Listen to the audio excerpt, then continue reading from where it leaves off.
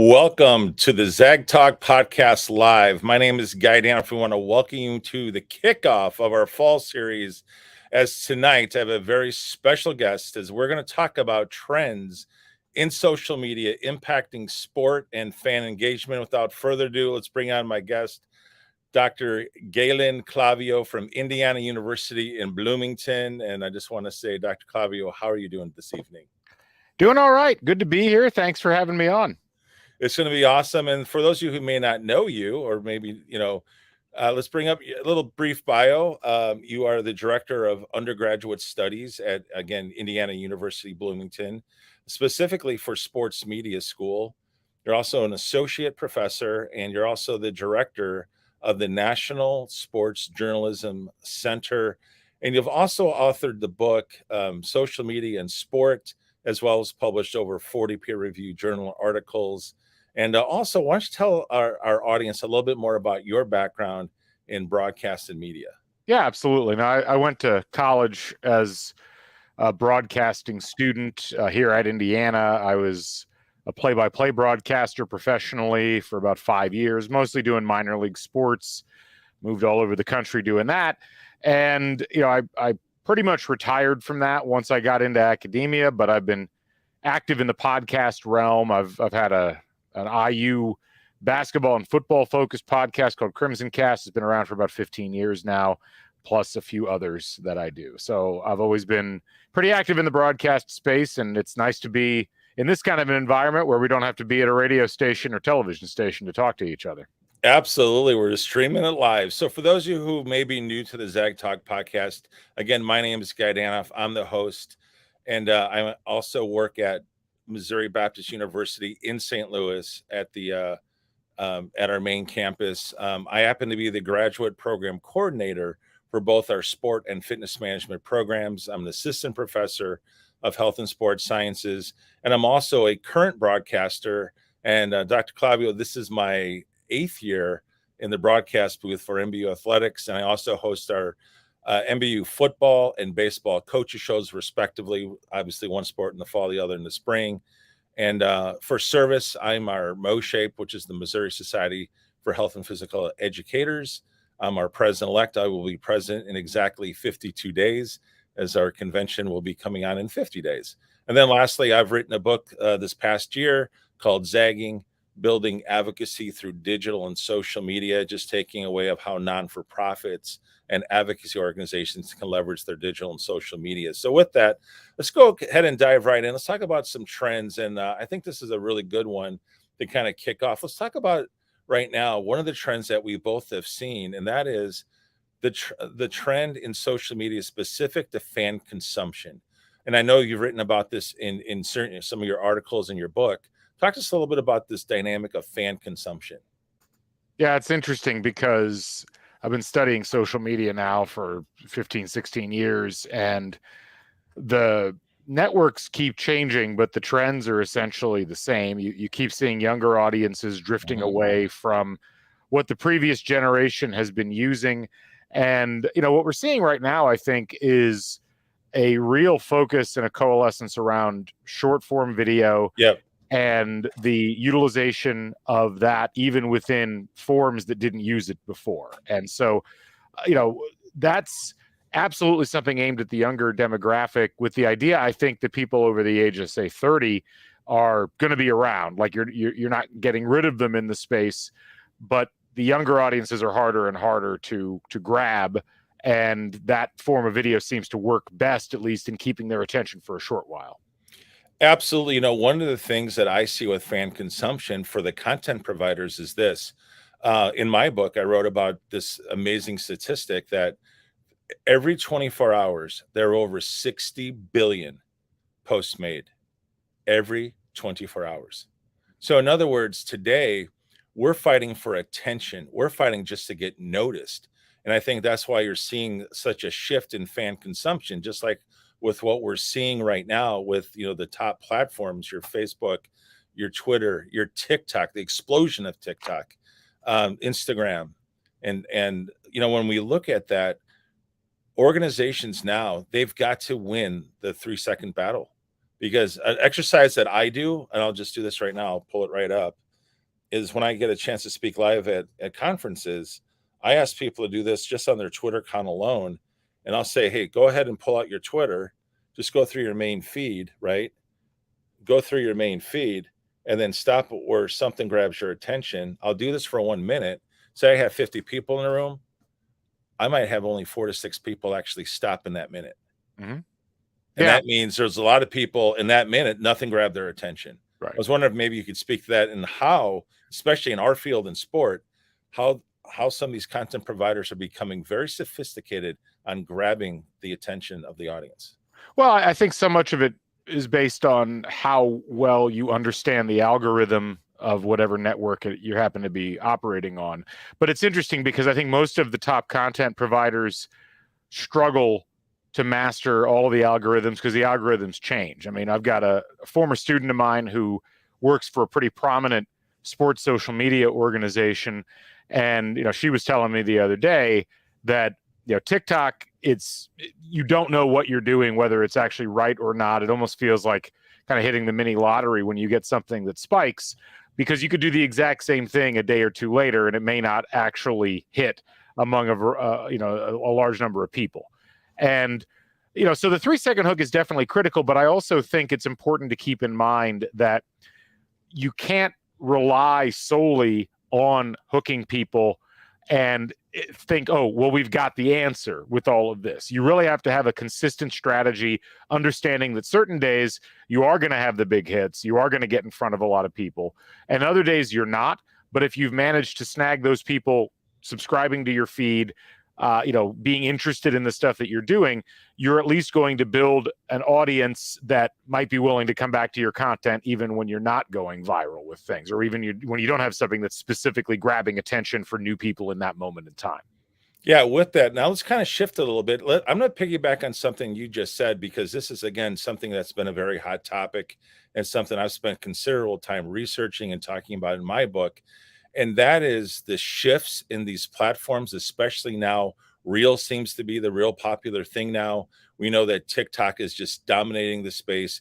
Instagram has now done some recent things in the last couple of months. Facebook now has Reels. That's been around just for about a month, 4 to 6 weeks.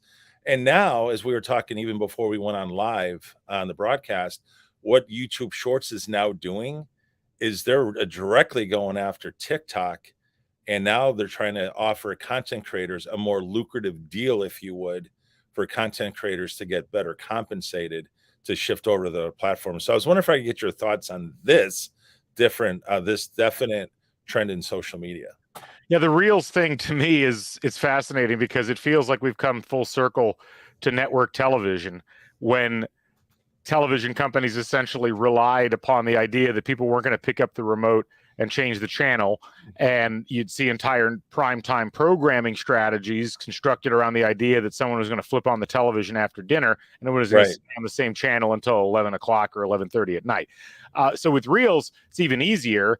It's certainly shorter form video. Right. And, the thing, though, that I will say on this is that, yes, I know YouTube is trying to get into the game. Facebook has certainly tried to add Reels. Instagram obviously has them as a core content component, but to me, it's not the form there that matters as much as it is the purveyor.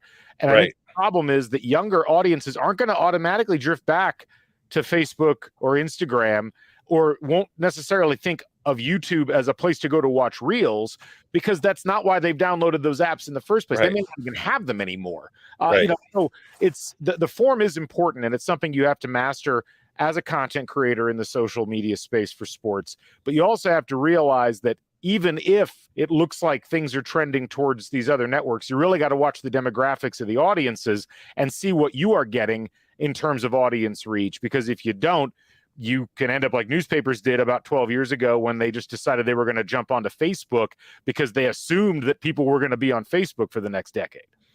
Well, to piggyback off that, how about just on the advertising side, right? Facebook, they're trying, literally, in Instagram, they're trying to reinvent themselves. Mm-hmm. And why? Because TikTok, I guess maybe you could say they had the advantage of kind of, going last, I guess, in the space, if you would, because obviously Instagram and Facebook were already out a full decade each, getting to that over 3 billion, viewership.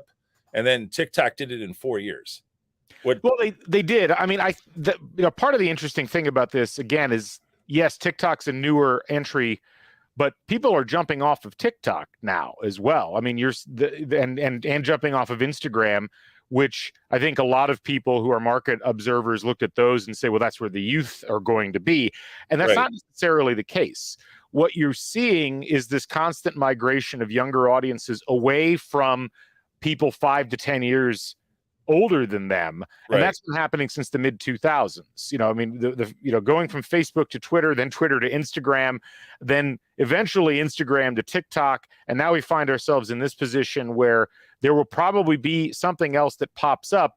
It might end up being some kind of a successor network that grabs some of the best technological elements of these individual networks that we see right now and recasts them, because ultimately, if you're a 15 to 19-year-old, you don't want to be where the 20 to 25-year-olds are. Right. And that is something that really trumps any of this reinvention. Like Facebook thinking, oh, we're just going to rename ourselves Meta and we're going to add Reels. It doesn't really work that way, because ultimately that's not culturally going to be acceptable for a large number of young people.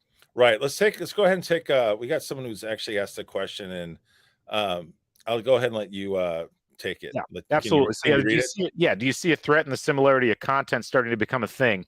I don't see a threat per se. I mean, I think the thing to keep in mind is media in general, and this goes all the way back, print, radio, television, it's a copycat industry. Someone does something that's successful and everybody's like, ooh, we need to cash in on that trend. Right. And what you find over time is that ultimately the best formatting or the best delivery, or if you're going straight off of shows, the best type of content tends to win out.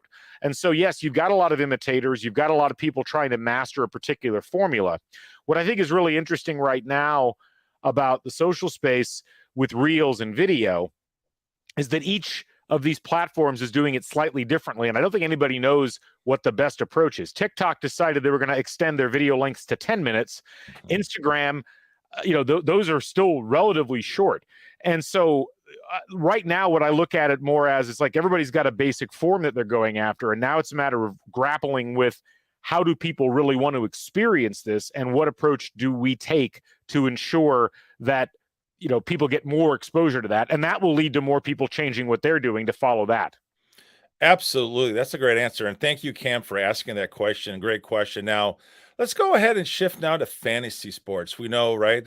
We just completed week 2 in the NFL. And, I know because I teach an intro to sport management class, a lot of my students are certainly in fantasy leagues. I know I have been through the years. So let's talk about what trend do you see in social media with fantasy sports, particularly obviously with football as being one of the most prominent. Yeah, I mean, so much of the effort to keep people engaged with football and baseball for that matter, but I think football is the one that, still has such a large percentage of the US population, is how do we gamify the fan experience, right? So that we're not solely having people focus on watching the games. Because frankly, we don't know if younger audiences really have the appetite for that. We've seen, there's a study that I just reviewed out of Europe where, fans in Europe who, people think of as soccer fanatics, they won't watch whole matches if they're under 25. They're used to watching 2 to 3 minute highlight packages. Now, fantasy sports kind of allows you to take that same sort of mentality and apply it to something where you get people excited about the individual players.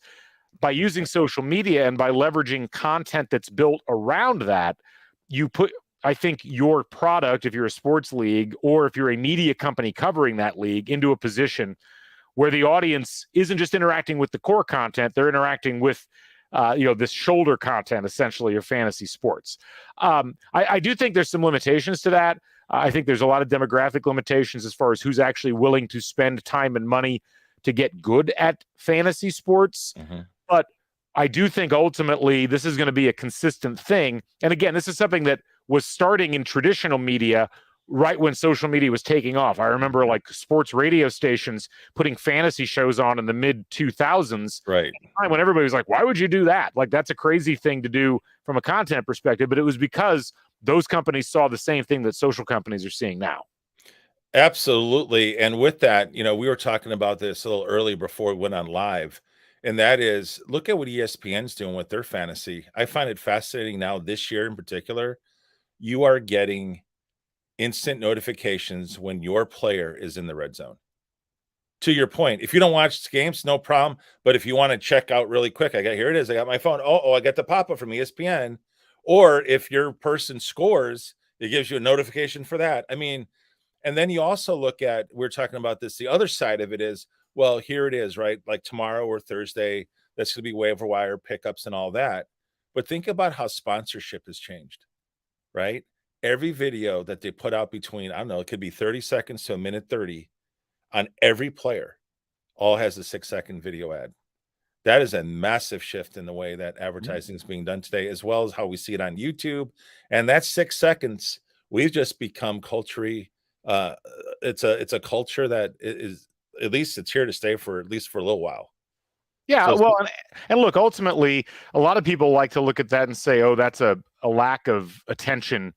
That people have, that there's some kind of attention deficit issue, and I don't look at it that way. I think realistically, what content creators and media organizations on social are seeing is not that people don't necessarily have a long attention span, but that they they've gotten used to this idea that they don't need a 30-second commercial, just right, like you don't need a 30-minute television show or an hour-long television show. I mean, Quibi was a bad idea in execution, not in core delivery.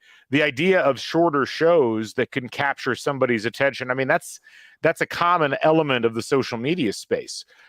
So I think with a lot of these shorter ads and the way that things are getting inserted, we realize now we don't need all of this time. What we need is something that plants it in your brain so that you see the logo, you hear the theme dong or whatever, whatever little sound effect you've got going on, right. and you get a little bit of a visual. And now that has just as much of an impact, and you've spent far less time and effort and money in many cases on putting that in front of the audience. Absolutely. And like I said, it just keeps evolving. We keep seeing the 6-second ads as part of our culture today. It's really changed the way advertising is being done. And then, again, I'm just going to lead into this next topic. You actually have done a lot of research on this. I'm really excited to hear you unpack on this one because it ties to it to some degree. And that is what is going on in the world of gambling in sports, the way these content creators or companies are using social media. It's for the promotion of gambling. Yeah, I mean, it's fascinating watching this spread because obviously, in the last 5 or 6 years, legal wagering has exploded in the United States.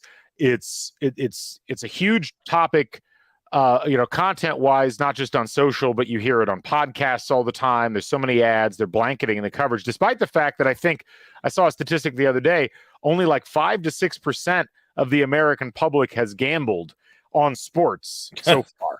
It's a really small number of people. But I think what's happening is, we've got a lot of background and evidence from Europe, England especially, about what the size of that market can actually be. And there is clearly a core group of people online who are either already interested in it or could become interested in it. And so, Right. what I think is the most fascinating about all of this is, much like we've seen with sports teams and leagues becoming their own media entities, Right. gambling organizations like Bally's or BetMGM or whatever have also become their own media organizations, and they're hiring broadcasters away from full-time broadcasting jobs that you would have killed to get 5-10 years ago, so that they can go work talking about what the point spreads are and what Right. to expect in individual games. And that, to me, I don't know yet if that is actually a huge growth area that's going to eventually become, a really big piece of the pie, or if we're just in a bubble. I tend to think it might be a little of the latter, but we're also still waiting for gambling to become legal in every state. So Right. we kind of have to wait until that happens before we get a clear sense of what the market actually is and whether all of this is just saturation for saturation's sake. Absolutely. So with that, for those of you who are, listening right now live, feel free to ask any questions you like. Like I said, we're here. This is just an open conversation. It's just that we happen to be live streaming it right now. That's why we are live. So if you got there we go. We're gonna take time and get a question. Let's see what we got. And go ahead and here, this is a good one for you. So yeah, with generations being so split in media, how do you think that impacts in-person interactions on sports teams and in life among diverse generations? Well, I mean, I'll say this. I think that in terms of media split, it's most pronounced when you get like over 60 versus under 60. And I think largely people who are in the 15 to 50 range, while they may not share every aspect of media, it's not like it's a foreign country for a person who's in their 40s or 50s to watch a TikTok video or something on Instagram, whereas it does feel very much that way for someone older than that. With sports consumption, it's tough because in the sports media or sports management and marketing realms, you generally are dealing with a bunch of students or a bunch of people who are already interested in sports, and they generally will watch games. Right. They're used to having games on. I think outside of that, the lack of consistent, communal viewing of sports or going to games in person and getting that experience is going to be an interesting one to keep an eye on, because you're starting to see a situation, I think, in college football, in baseball, where the live experience just doesn't matter that much. You're not getting that many younger people to go. And even the television experience is really for more hardcore fans that have really built their fandom over time. And that is going to be really interesting to watch. I think sports will still be around. It's almost more valuable as a media property now than it is as an in-person activity for a lot of people.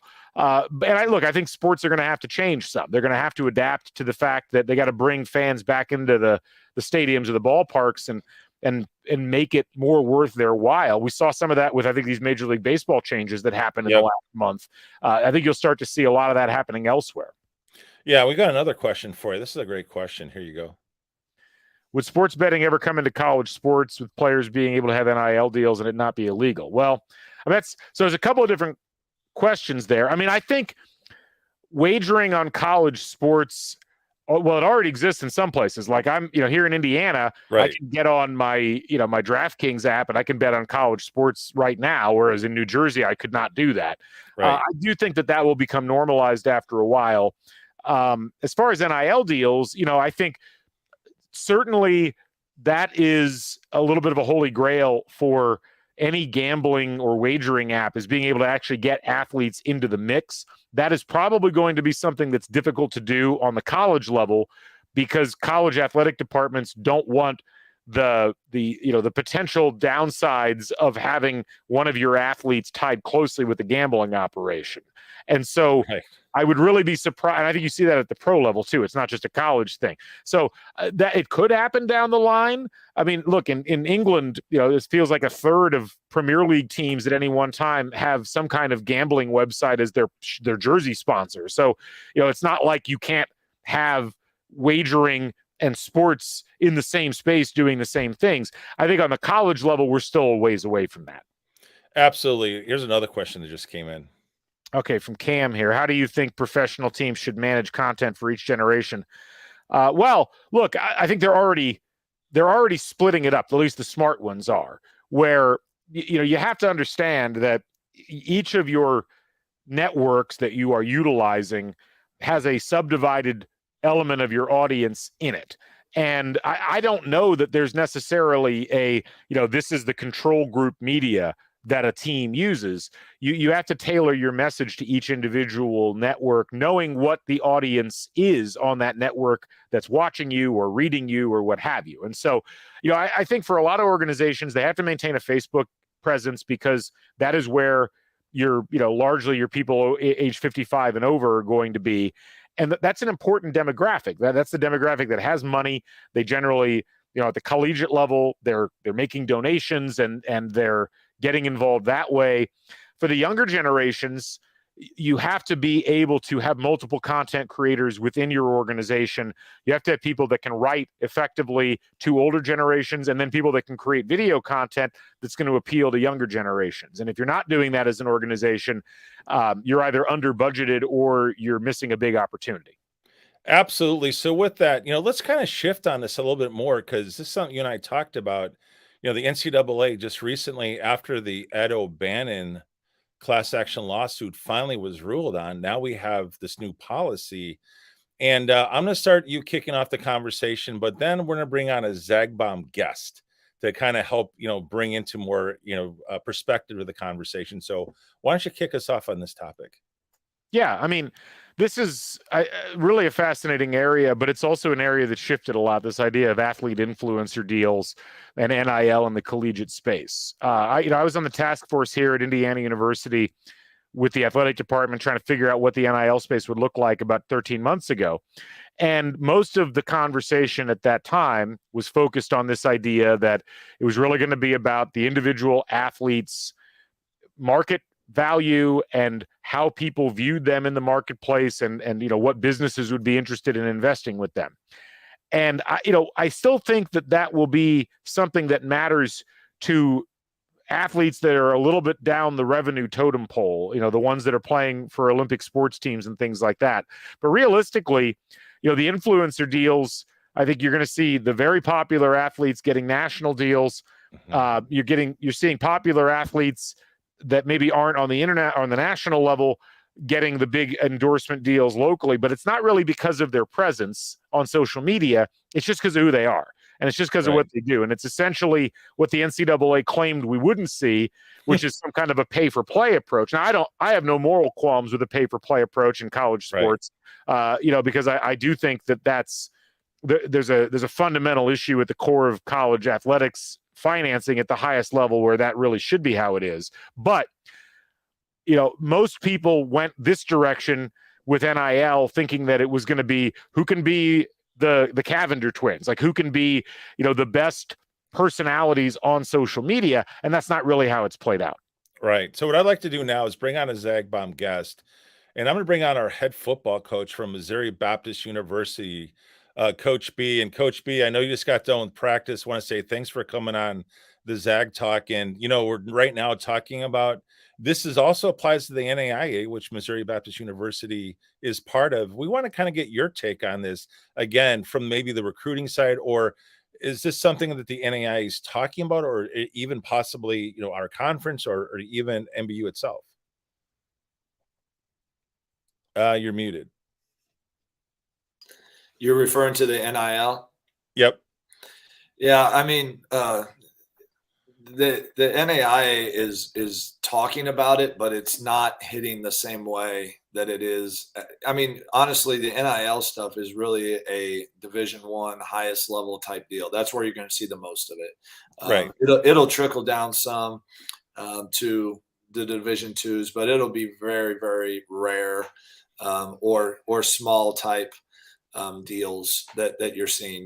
Maybe from local stores, local shops that are using some of the student athletes to promote via social media, and they might get free meals or something like that. It's not going to be the big deals that you're seeing with at the highest level.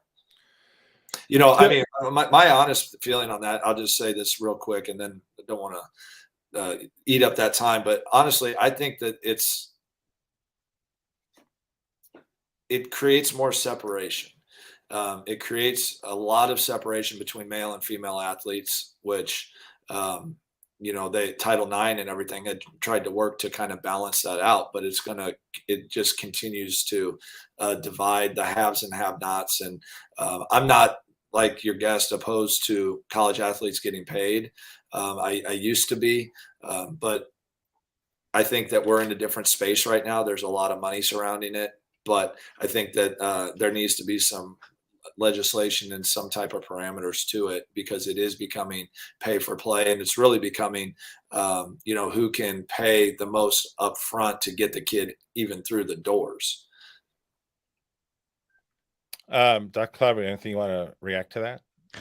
Well, I mean, I think that is happening to some degree, and I think that we're still waiting to see exactly how the marketplace is going to form. And part of the issue here, and this is, I definitely agree with Coach on this idea that there did need to be, in an ideal world, some kind of framework that this existed in. But the problem here is twofold. And I don't think you can legally put a framework on this because ultimately the courts have strongly hinted, even if they haven't directly, ruled, that there can't be a framework around it, because you're talking at the end of the day about individuals who are, essentially employees at the highest levels, and we've heard a lot of rhetoric, and I think a lot of people in college sports have really, they've got it in their heads for years that these aren't employees, these are student athletes. And I understand where that comes from, but the courts don't really recognize that as a separate class of people that doesn't count as an employee under the traditional sense. And so I think the problem is you can't have a framework, because we couldn't put a framework around what coaches make. It would get tossed out of court immediately, because you can't restrain wages. And I think what you're seeing here is this huge influx of money, and all of these schools rushing in to see how much money can we put in there, how many top level athletes can we bring in. That will eventually level off, because I think a lot of boosters and the people that are providing this money, or businesses, are going to be like, I'm not really getting much for the money that I'm spending here. It's a kind of a ridiculous amount of money, and we're not doing anything necessarily different than we were before. In terms of success, like Texas A&M has spent a lot of money, for instance, on their college football players that didn't keep them from losing at home to a group of 5 team. So that's the kind of thing where I do think there's going to be some leveling off. I just don't think we're getting back to a spot where we had this kind of compression of all the different collegiate athletes, male and female, in the same space, because ultimately the horse is out of the barn from a legal perspective there. Absolutely. And we got someone to ask a question, and Doc, I'll let you take this. Yeah, so it isn't very well known, but the NAIA does have a partnership with a company called Open Doors, which we actually are partnered with them here as well, which is an organization-wide partnership. Schools can pay for membership, and it helps athletes find deals. That's true, and I'm sure that Coach has more insight on the nuts and bolts of how that goes at the NAIA level than I do.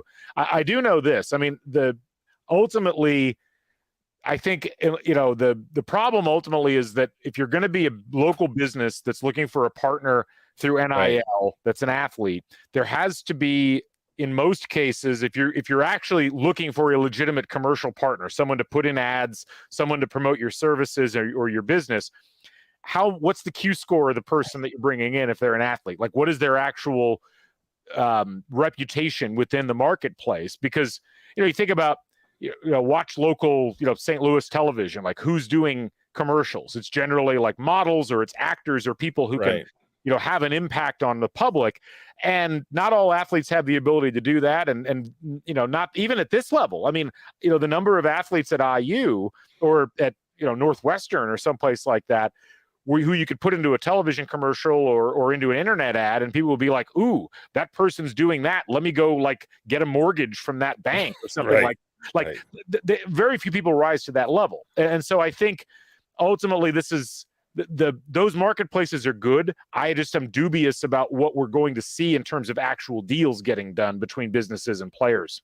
Right. Absolutely. So with that, the main reason why I actually brought Coach on, and Doc, I'll let you kick this one off, then we'll let Coach to respond on how he actually does this.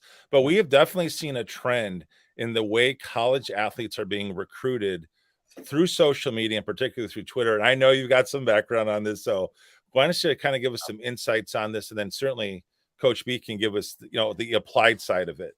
It's funny, as an Indiana person, I have a memory of Calvin Sampson and IU basketball getting placed on probation for texting recruits at a time when it was not allowed. And to now see, I mean, the amount of recruiting that takes place in DMs on Twitter and in other formats, and that to me, it's kind of a savage irony, because that ended up sending IU basketball down this very dark path that it's arguably still on. But it is fascinating how the technology changes, and both in terms of contacting athletes and being able to interact with them, so that you're not on the phone with them constantly, and you're able to maintain a much broader level of communication, but also just being able to see athletes.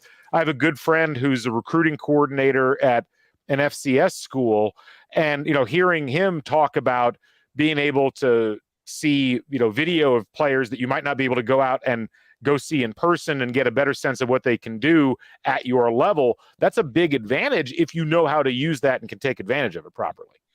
So with that, Coach, why don't you share with our audience actually how you use social media as you certainly have heavy recruiting each and every season?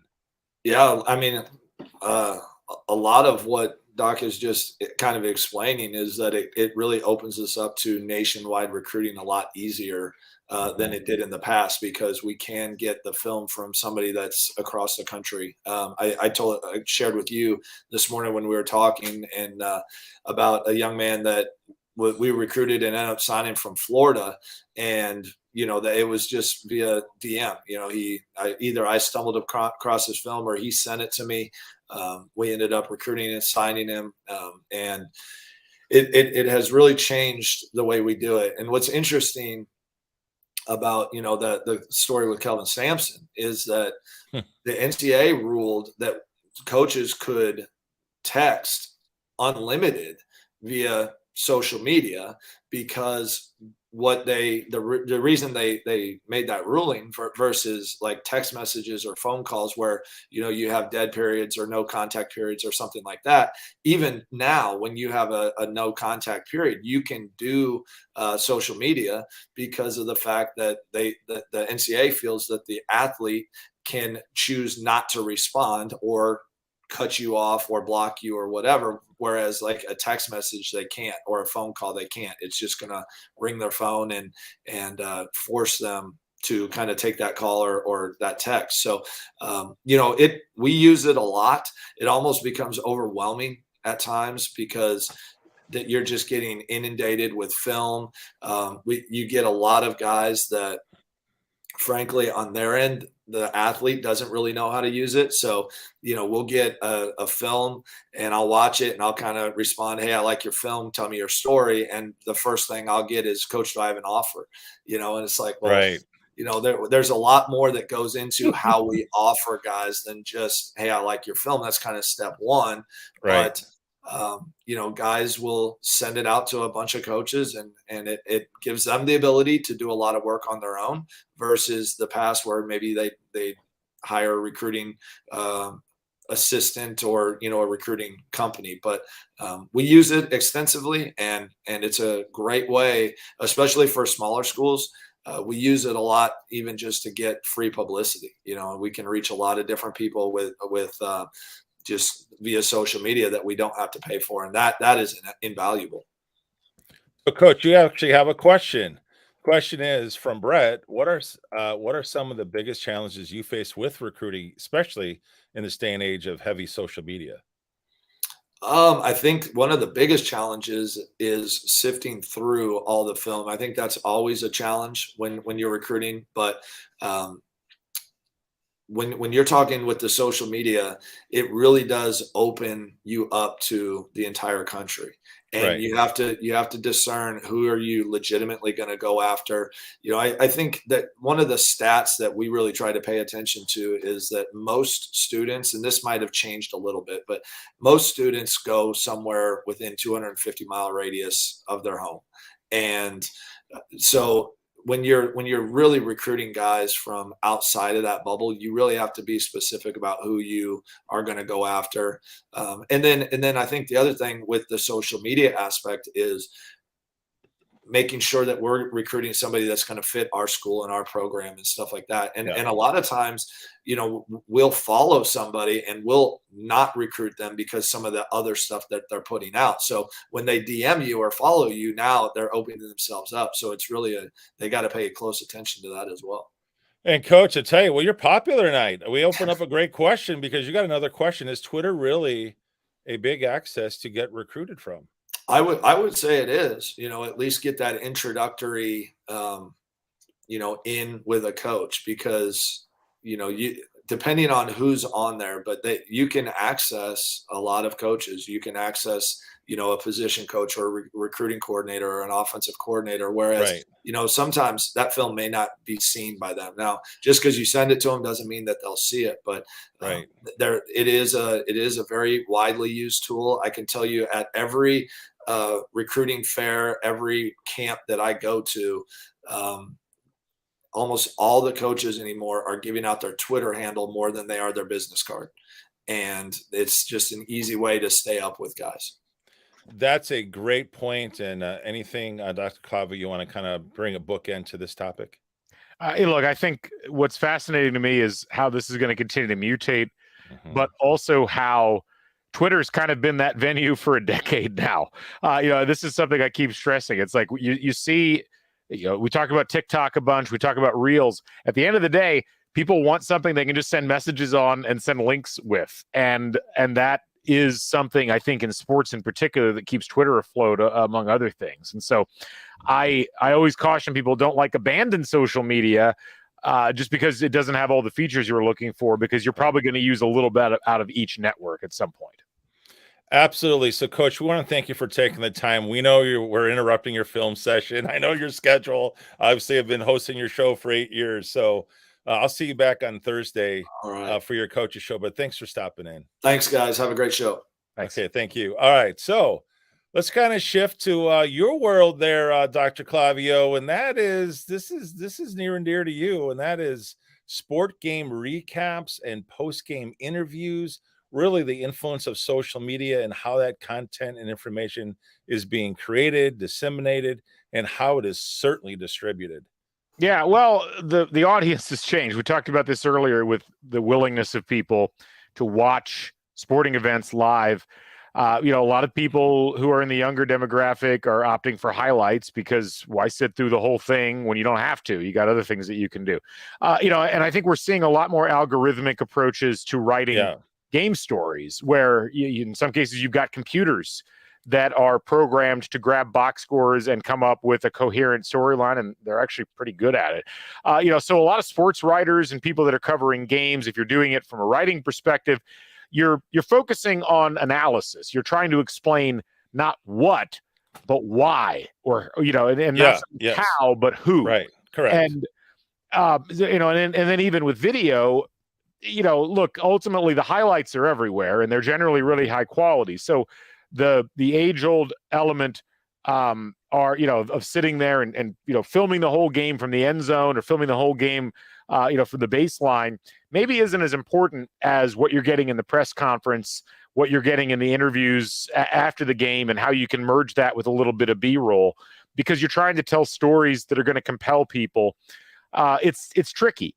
But I also think ultimately, because of how abundant information is, right, people who want to know what happened in a game, they're going to find that information regardless of whether one outlet is covering it or five. Then it becomes a question, if you're a creator, what am I creating that's going to make people interested either in some aspect of the statistics of the game, or an individual in the game that had a good or a bad performance? Yeah, absolutely. And this is one of my colleagues. He asked this question, and he says, how do you know that students and coaches have social media accounts? Well, I mean, I'm not sure if I totally follow the question there. I think ultimately what we're seeing in the collegiate space is that pretty much everybody does have some social media accounts. Now, most of the athletes that we're seeing actually have presence on multiple networks, and they are pretty savvy, because I remember doing a study back in 2014 or 2015 about football recruits in the ESPN top 300 who were coming into college, and they had 125 or 130,000 followers on Twitter already, and they hadn't even gotten into college yet. They understand. Not only do they have accounts, but they know how to use them. They generally have a couple of accounts that they're using solely for private communications, and then they have things like Twitter, where they're using them for public communications, not just with fans, but also with media and with coaches. And coaches are probably not as widespread in terms of having social media accounts, but almost all of them do. You're going to have your odd, like your Pat Fitzgeralds or something like that, who make a big deal about not having a social media account, but the vast majority do. And if they don't, they've got assistant coaches that are stepping in for them. But honestly, you don't want to be a coach, whether it's at the NAIA level or the FBS level, who doesn't have a social media account, because that immediately labels you as out of touch, not in tune with things. And I do think that ends up hurting you in recruiting more than anything else. Yeah, so with that, we're going to bring on another Zag Bomb guest, and it's a colleague of mine, and I'm going to bring him on right now. This is Dr. Alan Means, and Doc, how are you? Doing well. Thanks for having me on the show. This has been really interesting. Absolutely. Just to give a quick background on Dr. Means, he is the director of the communications department at Missouri Baptist University on the main campus in St. Louis. He's also professor of journalism, and last but not least, he's the director of MBU's annual Faith and Research Conference. And Thank you for the plug. absolutely. Appreciate that. So We'll Alan, have Dr. Clavio to join us maybe yeah, this exactly. spring. So look, you've heard a lot. You want to weigh in on a couple of these topics because, again, you in communications and your department does a lot with the sports. And what kind of do you want to kind of add to the conversation? It's interesting, and thanks again. It's interesting. I think all I can really bring to the conversation is more questions, because, for example, Dr. Clavio, I read the article that you're referring to, blurred lines, the examination of high school football recruits, because as Guy knows, I'm an old sports writer from back in the day. My first career was in journalism back when it was a print dominated medium, and so I have a couple of questions. But and I may circle back to that article in a minute. I got out of the newspaper business right around the time when it was clear that the internet was becoming the thing, and I really have enjoyed researching it and teaching it in a multimedia fashion ever since. It's been great. It never a dull moment. But like Guy and I were talking about a couple of days ago, back in the day, and I'm looking at some of my notes, so forgive me, but back in the day, when I was a sports writer sports editor for a newspaper in the Dallas area, and we were the only fish in the pond. If you wanted to know what was going on in high school sports specifically, we were it, and our circulation shot through the roof during football season, because, as y'all know, football is king, and high school football is king in Texas, or was then, waning quite a bit these days, but back in the day it was. And so our circulation would increase. I'd hire a bunch of stringers, and our budgets went up, and everybody was happy. And so now we have millions of fish, and we have a giant ocean that we're all swimming in, trying to get attention. And then on top of that, you have about 6 seconds to do it. So how do we navigate that in a world where we're trying to still, as a guy who teaches journalism now, trying to tell good stories and teach my students how to tell a good story, but at the same time knowing, I don't want to call it short attention span theater necessarily, but it's a short clip world that we live in. How do you merge that? Mm-hmm. Well, I think for those of us who are on the older side of things, and I'm post 40, as I think both of you gentlemen are. Yeah. A lot of it is reprogramming our brains, because so much of what we assumed was necessary length, whether it was the number of column inches that the stories were filling, or the amount of time that was on a radio broadcast or a television show, was largely because there was a finite amount of space and it had to be filled on a nightly basis. And now there isn't. But that doesn't mean that you go long. It means you go short, because ultimately the forms don't have to be at that length. And so I think a lot of it is a reprocessing of what qualifies as meaningful information versus what was just being used to fill out the amount of space that you had to fill out in order to make it a reasonable story. And so that's, to me, the big thing. Like you hit the nail on the head. It's, people talk about this being, an information abundance economy, and it's not. It's an attention economy. But people will sit there and they will watch a 5 or 10 minute show, or they will read a long piece if it's interesting to them. And to some degree, I think we in media towards that tail end of the 20th century leading into the 21st kind of got a little too comfortable with the formats that had existed by that point for about 40 or 50 years. And this was a necessary kind of reset in sports, because so much of sports can be carried by seeing one highlight, because that summarizes the game, or seeing 1 2-minute interview. And that's not everything fits into that paradigm. But I do think that it's important for people to keep in mind as they're going into this, that you don't have to have this big canvas. You can take a small snapshot. Mm-hmm. Yeah, that's a really good point. And I think that, when it comes down, and something you touched on earlier in the conversation, is that when it comes down to managing content, it does come down to demographics. I mean, I haven't taught intro to mass media in a few years now, but when I did, my first question for the students, the very first question is, what's the point of media? Why are we here? Why does any of this matter? We get it that we get most of our information, most of the stuff we know, we've gotten through some form of media, but why is mass media? Why are television stations and websites and news outlets of any sort, why do they matter? It's to make a profit, and I think sometimes it takes students a minute to get their mind around that. But when it comes down to that, it comes down to which, like you said a minute ago, which demographic has the deepest pockets, and can make it worth the advertiser's while. So, and as you pointed out, we're talking about NIL deals, and I read one a little while ago. I can't imagine what Arch Manning's deal was, and I read something that's some kid who's a junior in high school has got like an $8 million contract, and then so how does the advertiser know that's worth his or her while? Is it strictly just to get this guy at my alma mater and I'm a rich guy, and then if that's the deal, it's just straight out pay for play? Or is there some value, and how do you measure that? I guess is my question for you. How do you know the value? It's a great question, and I don't know that anybody actually knows the answer. I think everybody at this point is kind of guessing, because ultimately, it exists on several different levels. If you're a college or university, there's a clear, you have to keep your fans happy, you have to keep your donors happy, and you have to keep your media partners happy, because ultimately that is what is keeping the money flowing back to you.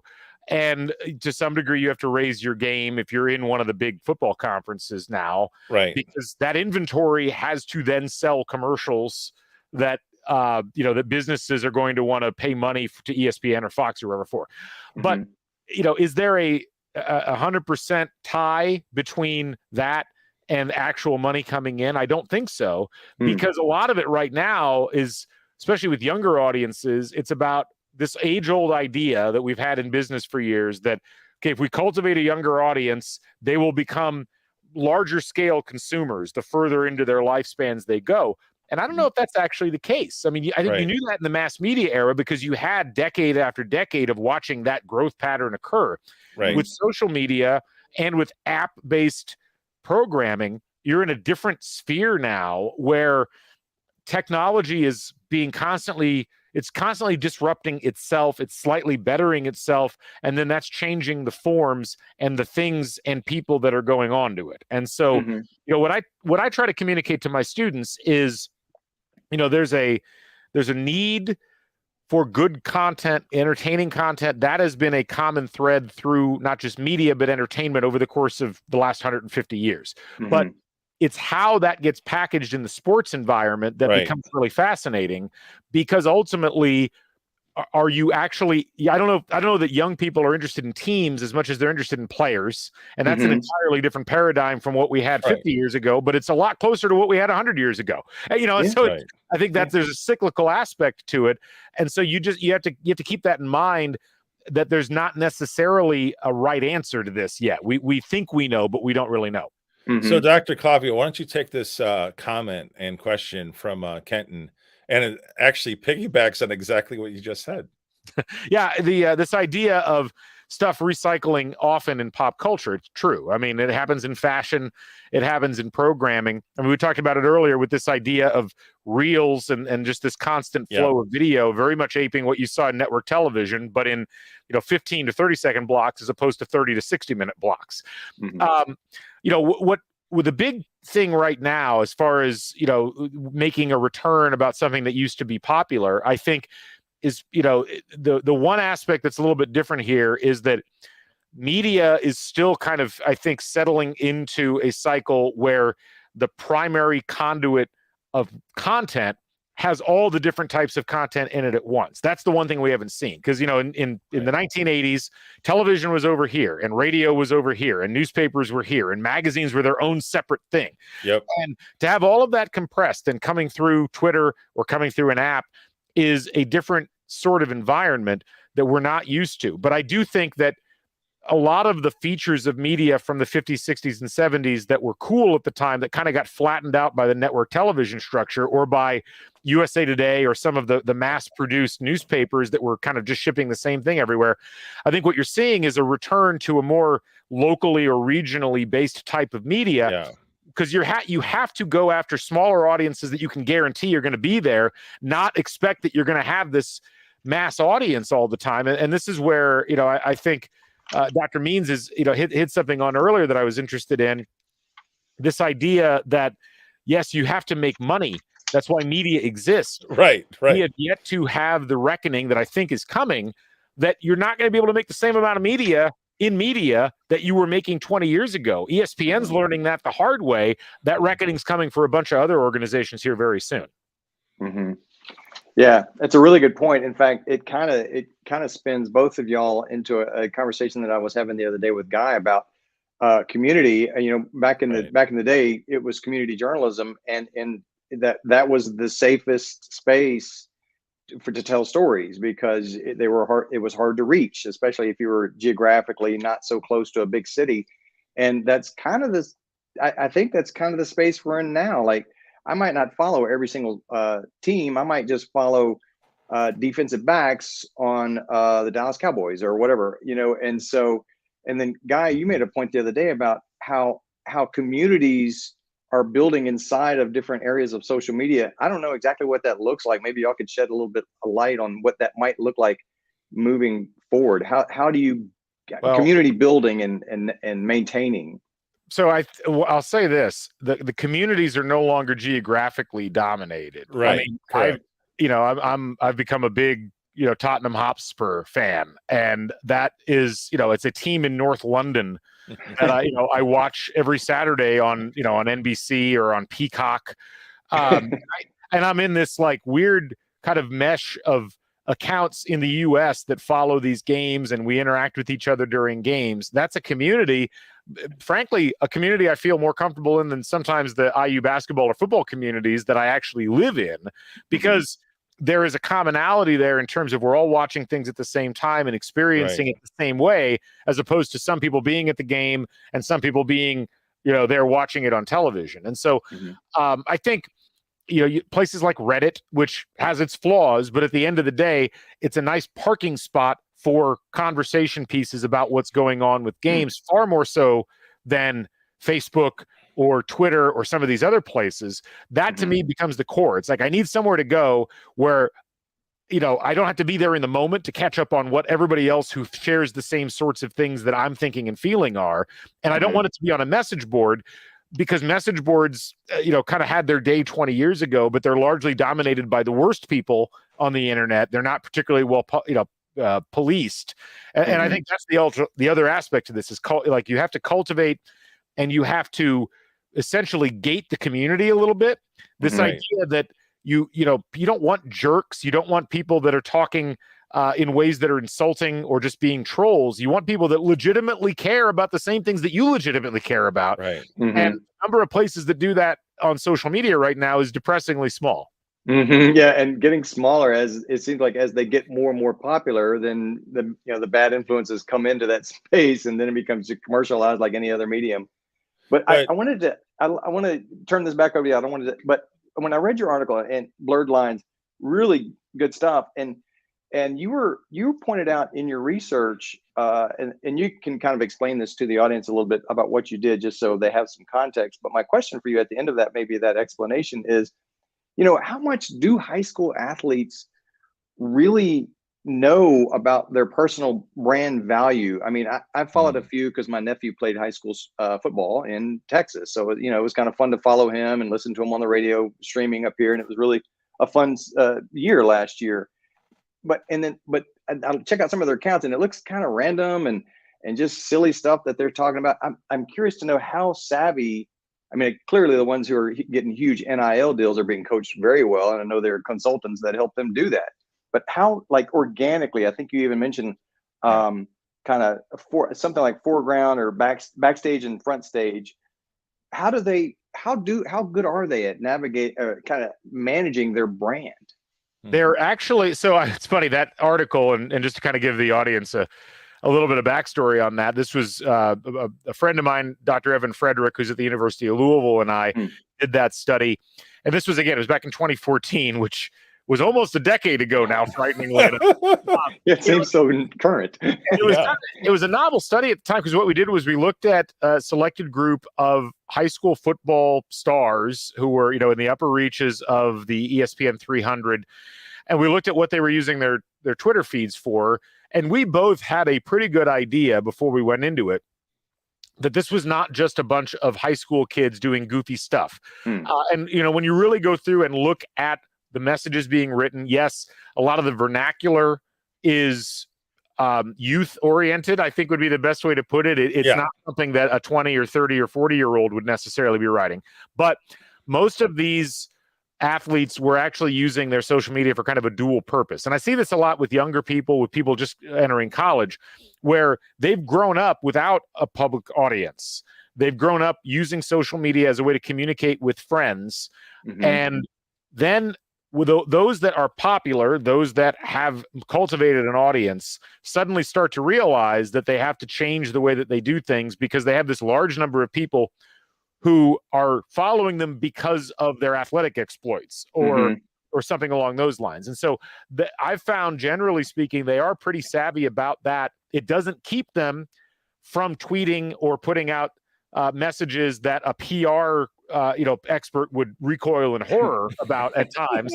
But but I think that there's an authenticity there that's appealing to fans, because the fans are like, they see the highlights of the player, they're excited, they're going to follow essentially regardless. And I think many of those fans enjoy watching these athletes just kind of be kids and gradually kind of round themselves into professionals, which is what essentially they become as they start playing at the college level. So I'm not saying every college athlete is savvy about this, but all the ones that I've seen, and I think even more so now, as Guy mentioned, with NIL deals and with kind of the professional massaging of the accounts, because there's money involved, even more so now than before, there is a real savviness about what they're doing and how they're doing it and why they are there in the first place.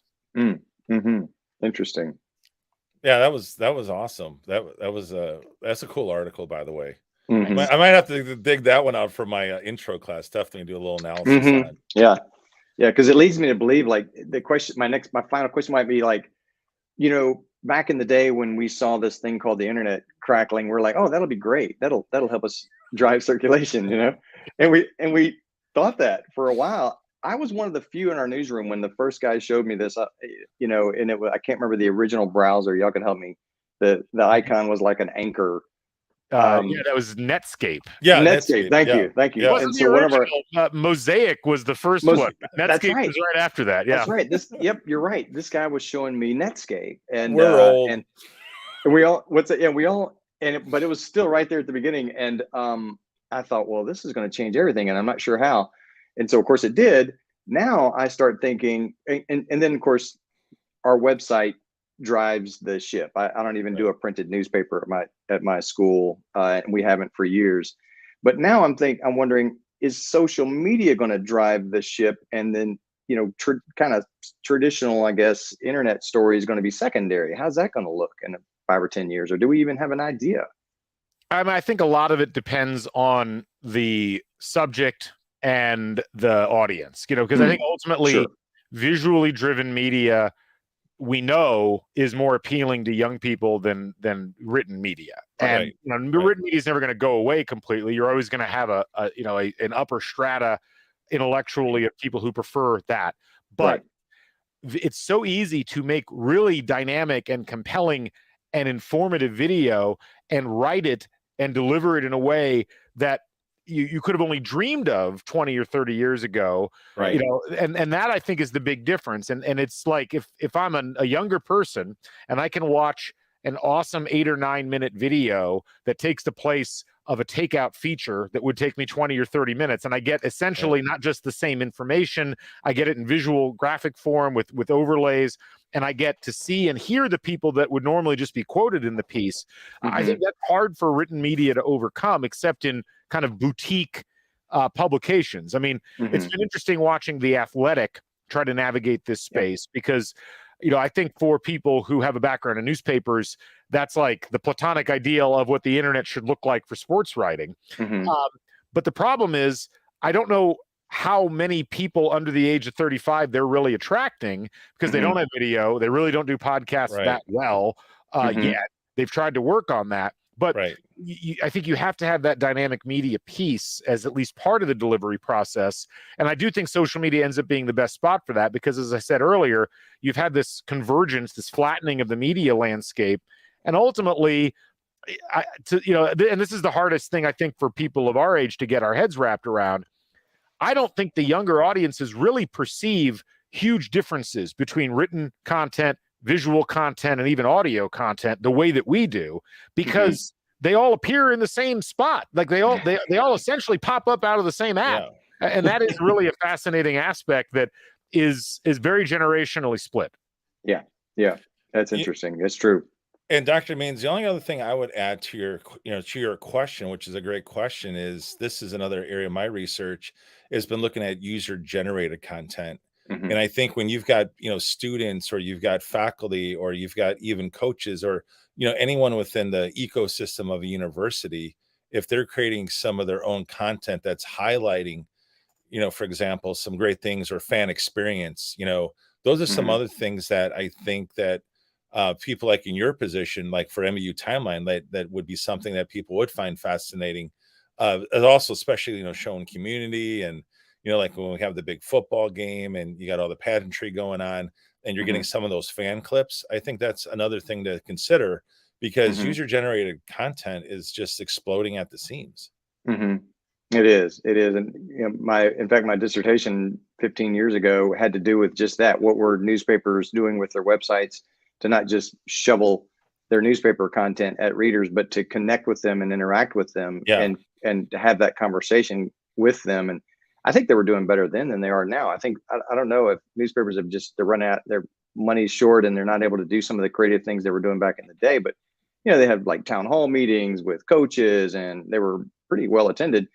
And now I guess there's just no need for that through a website. You know what I mean? So it's kind of like, how do they get on that? How do they attach to that and help it monetize their media outlet? It's tough, because I think the big problem with websites is it's an extra step for most people, right? Get to the content. And look, and I understand why newspapers have done this, and television stations are the same. I don't want to pick on newspapers, but they all created their websites in an era when loading them up with pop-up ads and making them very user-unfriendly was just kind of what you did. And I think people have drifted away from that further and further, because there's so many places on the internet where you don't have to deal with that. Right. And so ultimately you have this situation where you're constantly battling against the things that distract the audience from what you're trying to put in front of them. Now, it's funny that you mentioned, Dr. Means, the user-generated content, because I actually think that's become overrated in this space. Like, we had this 15-year period where Web 2.0, and even now with Web 3.0, and this idea of this community-driven social space, essentially, that's going to be the answer. But I don't think it is. I honestly think that the idea that everybody gets a chance to say their mind or create their own content, the number of people that actually do that in good faith is really small. And when you allow user-generated content that you haven't vetted into your space, you're doing a lot of damage in most cases, because there will be people that will take advantage of that and essentially ruin the experience for the other people that are there. And so, again, this is where, if you're a traditional media outlet and you're trying to manage this sort of an environment, you're at a disadvantage unless you've got somebody who really understands internet culture and the sorts of things that you might be facing in that sort of an environment. Yeah, you're right. And credibility is still matters, So if there's a bunch of nonsense that slips through the cracks, then they'll just click to somewhere else immediately. So you're right. So look at Facebook. I read a story today where Zuckerberg's lost like $60 billion this year alone. Well, almost half his income. Facebook and Twitter have the same issue, which is that they're so addicted to the advertising revenues they get from being able to say we have this many million or this many billion of users that they've grown too big to effectively moderate their spaces, and Right. B, they don't want to start kicking people off because that cuts into their revenue directly. And Yeah. so that's where the smaller scale things can actually be better because they are more manageable. And ultimately, I think that's going to be the equilibrium that media companies and sports entities have to find in this era over the next 10 years, because you just can't have a free-for-all, because we've seen what happens in a free-for-all on the internet, and it's almost never pretty. Right. Yeah.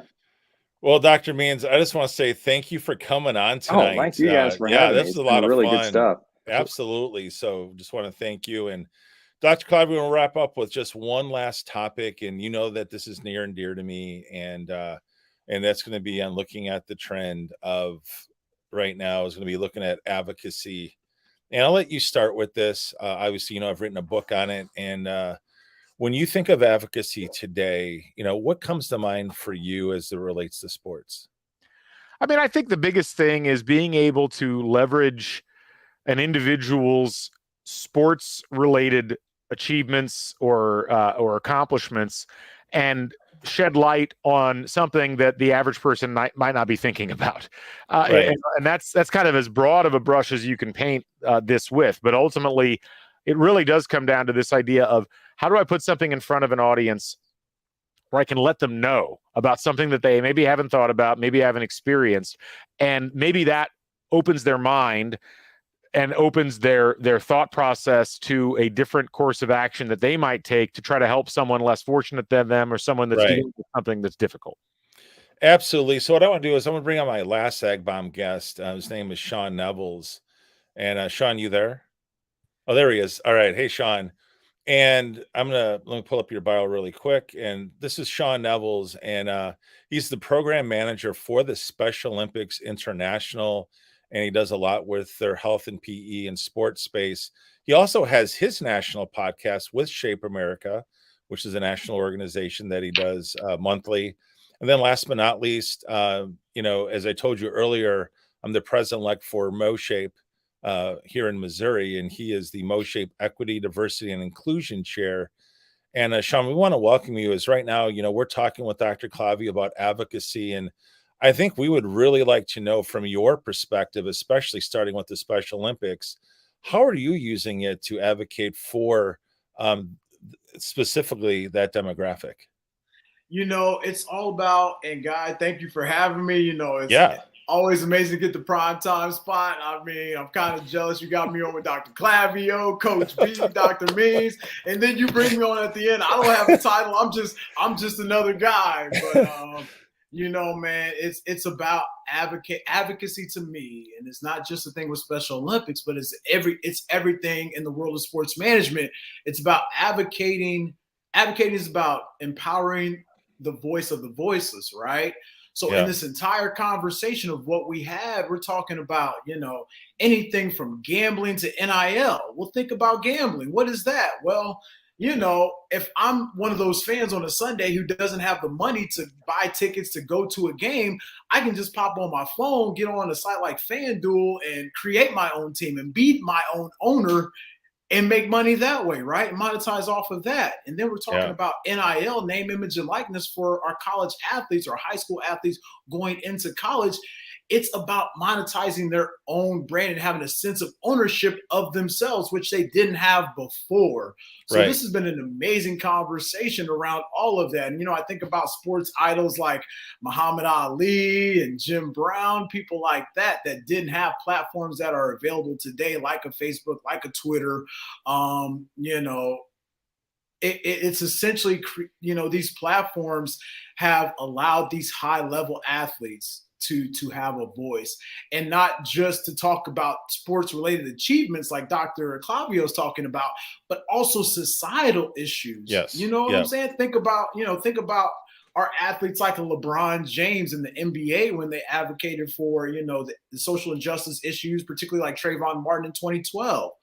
Or, a couple more recent examples, in the NCAA basketball tournament, what did the women's accommodations look like versus the men's accommodations, right? When you see the videos of the weight rooms that women had compared to the men's teams, that caused an uproar. Or, Megan Rapinoe and the wage gap that's happening in their fight around there, as well as, kind of the situation with Brittany Griner. It's just allowed, it's kind of the thing now, the trend now for our athletes is to be an advocate for more than just sports related issues. It's about social issues. So, I think about kind of the future of it all and what's next. And, I'm a coach by trade, right? So it's really a challenge for coaches, and shouts out to Coach B for talking and being on this, this episode. But it's really a challenge for coaches now to really embrace what their athletes are talking about. Right. Not just the sports things, but the societal issues. And I'm gonna shout out kind of one of my, my recent idols, Coach Prime, Deion Sanders over at Jackson State, right? I remember him when he was, taking kickoff returns for touchdowns, and now he's in the same field that I'm in, and that's coaching. And he's not talking about just the game and HBCUs and the brand of football for those schools, those historically Black colleges and universities, but he's talking about the societal issues, especially if you're talking about the water crisis in Mississippi. So, great conversation. But when it comes to advocacy and in the sports world, it's more about the game. It's not just dribble and shut up, right? It's about actually taking your voice and going out there and really creating change in your communities. Yeah, Dr. Clavio, any research you've looked at on any of the topics that he just brought up that you maybe want to comment on that we're definitely seeing as a trend? Well, I think it's interesting because, I was watching an interview the other day, and it was actually related to like sports washing and, some of the political issues related to sports. And the guy who was being interviewed said, this is the most politically active group of athletes we've ever had, across the board. But and so I think that's important from an advocacy perspective, because ultimately it creates a different atmosphere around sports than what we are traditionally used to.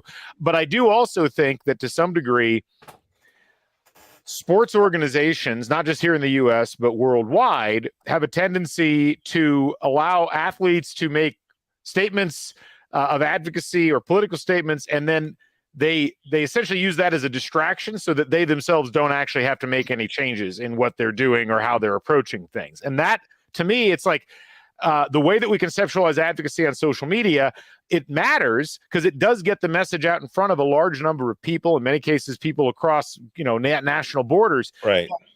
But until we start to see like action alongside that it goes beyond just a statement saying, I don't like this or I don't like that. That's where I think advocacy will really change and could really have a very oversized impact on what's going on in the sports world. It's going to be interesting to watch because, it's not fair to athletes to say, well, you have to be the change because that's your living. Like that's how you are earning your money.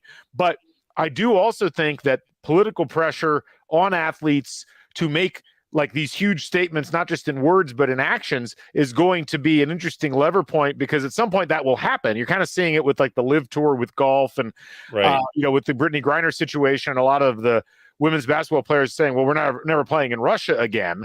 But where does that start to hit other areas? And that's what I'm really curious about moving forward. Yeah. Sean, any last final words on advocacy, from your perspective? Because obviously you have a lot of influence in the things that you do between being a coach, being an advocate yourself, and also even hosting your own national podcast. And a lot of your things center around EDI. And Dr. Clavio mentioned the same, a great point. And, what his point was about symbolism, right? Yeah. When you look at, these sayings in NFL games or in NBA games, is that actually creating the change?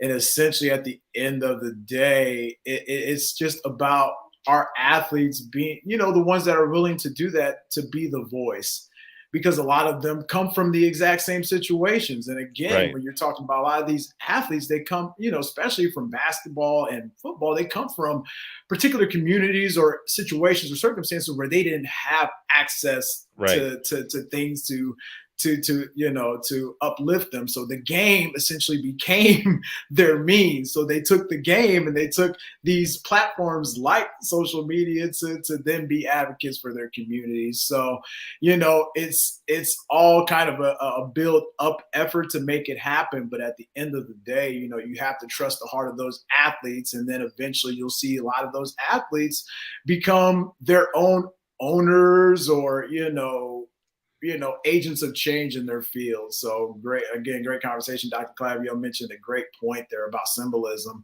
But we really have to do our part to really listen to these athletes and what they're talking about. Absolutely. And Sean, again, I just want to thank you for coming on. It's always great to see you. And I know I'll see you in about 50 days at our state convention. So special thanks to you, Guy. I know I kind of chimed in late, but I had a special night with family and you allowed that to happen. So I'm glad to still be on with some big names, and you all have a wonderful night. Thanks again. Thank you, Sean. So, all right, Dr. Clavio, we'll come to the end of the show, but what I'd like you to do, because obviously you're a professor as well, and you know that I've got probably 3 or 4 of my classes going to watch the replay of this.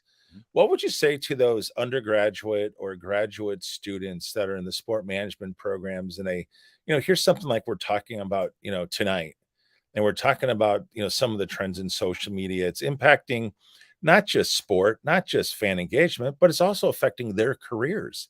In other words, there's a lot more careers because of all of this. There's a stat that I read about 10 or 12 years ago. 50% of the jobs in our profession today have just been created because of all the technology. So I was wondering, what encouraging words would you have for students as they, whether you're that intro to sport management, intro student, or that freshman, all the way up to, like, I teach a class called sport and social media, and that's my grad class. What would you say to these students? Look, I think the biggest thing to keep in mind if you're a student at this point is you have to be engaged in a way that probably won't feel comfortable, because I think the middle school and high school atmosphere of school is kind of be in the background, don't say a lot, don't do a whole lot, kind of keep within yourself. But sports in particular, and I think sports and social media even more so, if you enjoy it and you want to be part of it, you need to become more outgoing. You need to be more willing to talk with people, and you need to be willing to create. You have good ideas. Almost certainly you've consumed things. You know what you like, you know what you don't like, you know what your friends like and don't like. That's all things you can channel, and you have to start the process of creation early. The biggest challenge, I think, for most people, and I deal with this with my own classes, is getting started with actually creating stuff. Yeah. And learning the software, learning how to edit video, learning how to design graphics in Canva or whatever. If you can get those tools down and then start applying your own ideas, you will, by the time you get ready to graduate, you will be able to demonstrate a lot of skills and then apply your own creativity to those skills. And that's going to make you very attractive on the marketplace. And so that's really the big thing, is like, start early, do it often, practice a lot, get the experience, and you will have a lot of opportunities that other people won't have because of that. Absolutely. And you know what? It segues into next week's podcast. Let me just put up the graphic for everybody. Next week, I'm going to be joined with Dr. Jimmy Sanderson. He's from Texas Tech. He spent some time at Clemson. And we are going to dive in on actually what Dr. Clavio was just talking about, taking it to the next level. And that is, we're going to give some tips on how sport management majors, or if you're a grad student, can build your own brand on social media so that you can get noticed and people can see a sample of your work. And in some cases, it might lead to some internships. It might, lead to some job opportunities, or even what we like to call in the business side hustle work, right? Side hustle. Right. Whatever that may look like. So that's going to be next week. It's going to be at the same time, 7:00, right here on YouTube, right here on the Zach Talk Podcast Live. And Dr. Clavio, I just want to thank you so much. Seriously, thank you so much for being on tonight. I've had this thing starred, circled. I've been so looking forward to this. And I've always been a big fan of your research, through the decade and a half or so. And especially, obviously your book. And it's a book that, we use at our school on social media and sport. And it's just, like I said, this was a great broadcast. A lot of things that we're exploring. And like you said, in some aspects, it really is the Wild West, because there are not standard operating procedures established, because it's a moving target. It's fluid. It is. Well, first of all, Guy, I appreciate you having me on. Thank you for the kind words. Yeah. And, it's great to have these conversations with not just you, but with the folks that were watching and the other guests. So thank you so much. And look, I guess I'll leave with this. It is the Wild West in a way, but that's a good thing, because that means the rules are changeable. Right. And I remember watching Mark Cuban like 15 years ago. He was getting asked by a group of students here at IU, like, what's the next thing we should be doing on the internet? And he's like, you really need to be looking like somewhere else besides the internet, because that's where the next great idea is going to be created. And that's kind of how I feel about this. The greatest next idea in social media probably hasn't been invented yet. Right. And being able to either invent that or jump on it quickly and figure out how to apply it to this area is going to be a really good ticket moving forward. So thank you for having me on, and really appreciated the time and getting a chance to talk about everything. Absolutely. So for my amazing special guest, Dr. Clavio, I'm Guy Danhoff. We want to thank you for watching our very first fall kickoff series right here on the Zag Talk Podcast Live. Have a great night.